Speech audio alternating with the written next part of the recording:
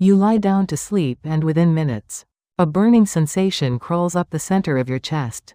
A sour, acidic taste creeps into the back of your throat.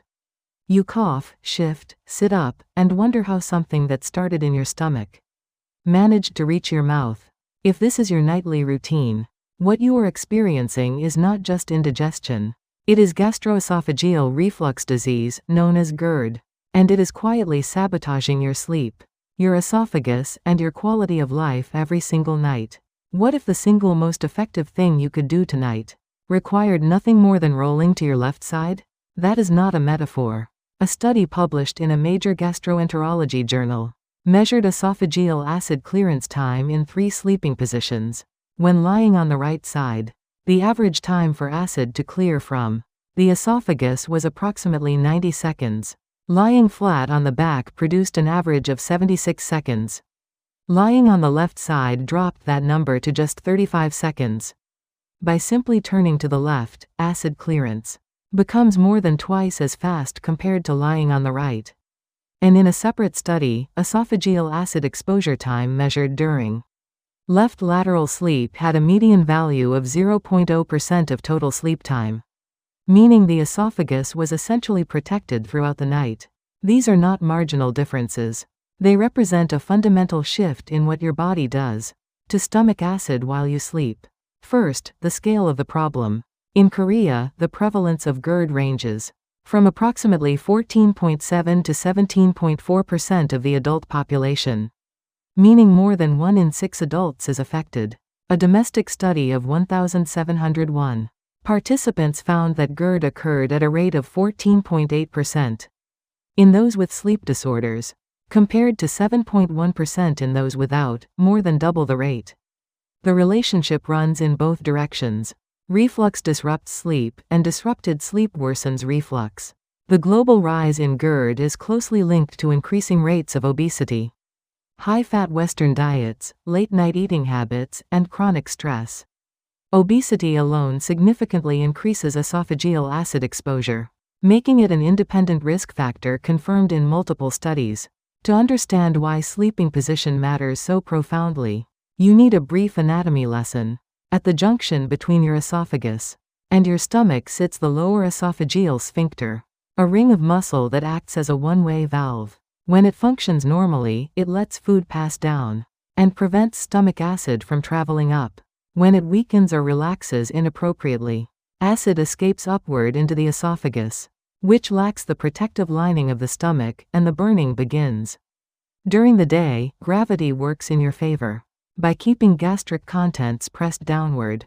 The moment you lie down, that gravitational advantage disappears. Now even a mildly weakened sphincter becomes a significant liability. Here is the anatomy that explains the left side advantage. The stomach sits predominantly on the left side of your body. The esophagus connects to the stomach at the upper right portion of the stomach. When you lie on your left side, the stomach drops downward and gastric acid naturally pools in the fundus of the stomach, which is the lower left region, far from the esophageal junction. Acid must travel uphill to reach the esophagus. When you lie on your right side, the geometry reverses. Gastric contents and acid shift toward the upper right region of the stomach, directly toward the esophageal junction, like water flowing downhill toward an open drain. This is why right-side sleeping reliably worsens nocturnal reflux, while left-side sleeping reliably suppresses it. Now combine left-side sleeping with the second intervention, elevating the head of your bed. Research consistently shows that raising the head of the bed by 15 centimeters, which is approximately 6 to 8 inches, produces meaningful improvement in reflux symptoms. The key point here is that elevating only your pillow is not the same thing, and can actually make matters worse. Stacking pillows bends your neck and torso at an angle that increases abdominal pressure, which can push more acid upward. What you need is for your entire upper body to be on a gentle incline of roughly 10 to 15 degrees. The most effective approaches are either a specifically designed wedge pillow that supports the whole torso, or placing firm blocks or thick books under the legs at the head of your bed to tilt the entire mattress. This way gravity is restored as a partial defense. Even while you sleep, trapping acid below the esophageal junction throughout the night. When left side sleeping and head elevation are used together, the combined effect is greater than either alone. Clinical intervention studies that combined positional therapy with upper body elevation reported the most significant reductions in both nocturnal reflux events and symptom scores, along with measurable improvements in sleep quality and overall quality of life. Beyond sleeping position, several lifestyle adjustments dramatically reinforce the effect. The timing of your last meal before sleep is critical. Eating within 2 hours of lying down means your stomach is still actively processing food when you go to bed, generating maximum acid at maximum volume. Give your body a minimum of 2 to 3 hours between your last meal and sleep. The stomach typically empties solid food within 2 to 4 hours, so this buffer dramatically reduces what is available to reflux. Late night eating is one of the single most consistent triggers of nocturnal GERD, and is worth eliminating almost entirely. Certain foods directly weaken the lower esophageal sphincter. High-fat foods slow gastric emptying and reduce sphincter pressure. Caffeine, chocolate, peppermint, and alcohol all cause the sphincter to relax, opening the gate for reflux. Acidic foods including tomato products, citrus fruits, and carbonated beverages do not weaken the sphincter directly, but irritate already damaged esophageal tissue and heighten symptoms. Consuming these, particularly in the evening, significantly increases nocturnal reflux risk. Eating smaller meals reduces intragastric pressure, and is one of the simplest mechanical interventions available. Reducing portion size by roughly 30% and eating more frequently keeps the stomach from overfilling and generating the internal pressure that forces the sphincter open. Here are 3 practical recipes designed to support reflux management. The first is a soothing ginger and honey warm drink. Thinly slice 3 to 4 pieces of fresh ginger and steep in 200 milliliters of hot water for 5 minutes. Add 1 teaspoon of raw honey. Drink this at least 1 hour before bed, not immediately before lying down. Ginger promotes gastric motility and eases nausea, while honey coats and mildly protects the esophageal lining. The second is a low reflux dinner template. Half a cup of brown rice, alongside steamed chicken breast or pan-seared tofu with a side of steamed broccoli or zucchini, creates a meal that is protein-forward, low in fat, and low in acidity. Keep dinner portions modest, roughly 70% of your usual amount.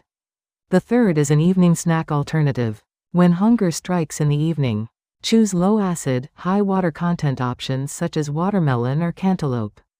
Avoid oranges, grapefruit, tomatoes, and pineapple after dinner, as these directly acidify the esophageal environment. Your 7-day plan unfolds as follows. On days 1 and 2, focus entirely on sleeping position. Starting tonight, consciously roll to your left side as you fall asleep. If you wake up on your right side, roll back left. Place a rolled blanket or body pillow behind your back to make it physically harder to roll right during sleep. On day 3, introduce head elevation. Use a wedge pillow or raise the head of your bed frame by 15 centimeters. On day 4, implement the 3-hour meal timing rule and stick to it through the week. On day 5, audit your evening food and drink. Remove coffee, alcohol, and high-fat options from your dinner and late evening.